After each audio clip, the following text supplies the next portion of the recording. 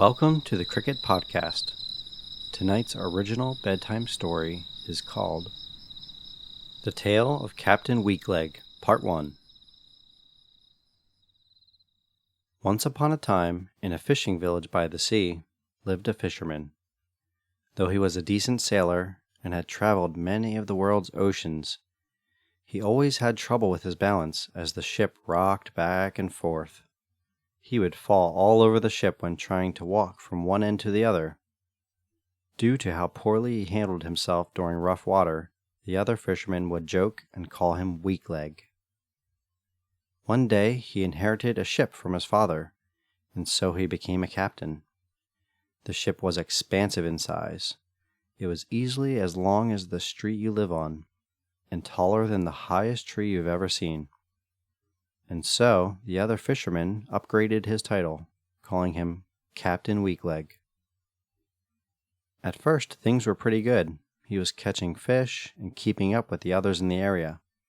But as the years went on, he began to bring home less and less fish. His most recent outing had brought back an embarrassingly small amount of fish, only a single barrel, and most of the fish were too small to eat. The captain brought his pet, Snowflake, with him on every expedition, claiming she was good luck. What kind of pet do you think it was? A parrot? Perhaps a dog? No, it was a soft, white, lop-eared bunny. His crew members had a good laugh about the pet, seeing how it did him no good at all in bringing fish their way. Word got around that maybe he wasn't such a great sailor after all. The men who worked on his crew began to look for other ships to sail on. Within a few years, the last of his crew had finally left him. Even though he was discouraged, he had hoped that the next voyage would be different. Perhaps he could still fill the vast storage of his enormous ship to the brim with the finest fish. It was a cool, fresh morning. The sun was rising over the ocean, and the captain was preparing to set sail. Nearby, he could overhear the other fishermen talking about which spots they would go to find the best fish. One sailor had a smile of gold teeth, except for the ones that had fallen out. His words in particular caught the attention of the captain.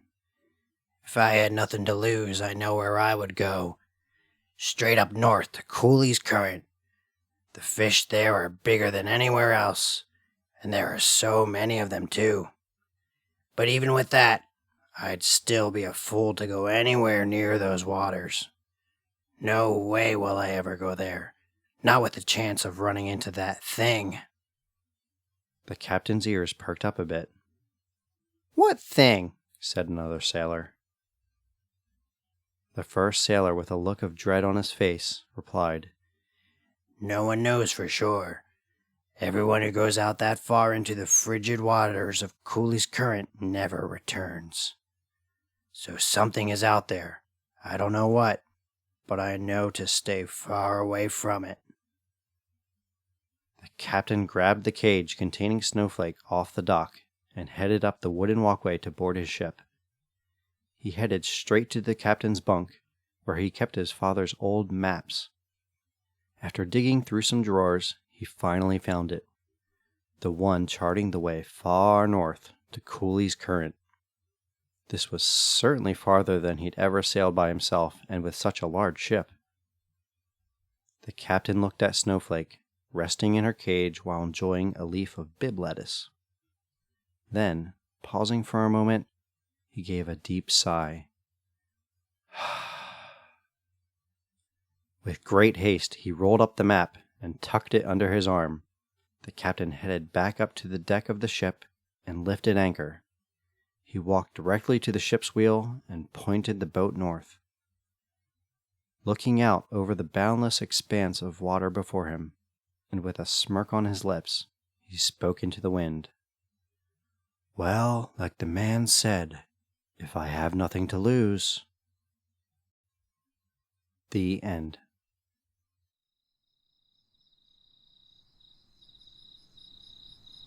You just heard the original bedtime story, The Tale of Captain Weakleg, Part 1, on the Cricket Podcast. To hear Part 2, and more stories like this, please subscribe at thecricketpodcast.com. Thank you for listening, and sweet dreams.